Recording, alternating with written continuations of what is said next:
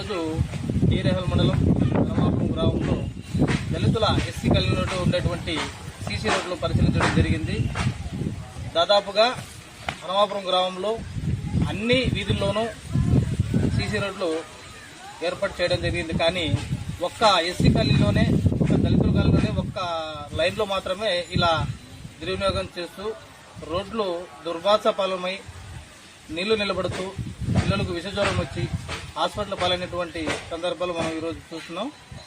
ప్రభుత్వాలకి, తర్వాత ప్రభుత్వ ఉద్యోగులకి, సచివాలయ సిబ్బందికి ఎన్నిసార్లు వినిపించుకున్నా కూడా గ్రామస్తులు ఏ అధికారి కూడా హనుమాపురం గ్రామంలో ఉండేటువంటి దళితుల కాలనీలలో పట్టించుకొని ఎడలా ఈరోజు సిపిఎం బృందం టీరేహల్ మండలం హనుమాపురం గ్రామంలో సందర్శించడం జరిగింది.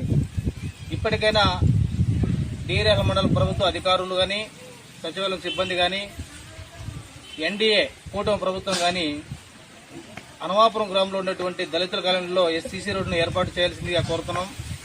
లేని పక్షంలో ప్రజలతో వివేకమై నిరాహార దీక్షలకు చేస్తామనేసి ప్రభుత్వాన్ని హెచ్చరించడం జరిగింది.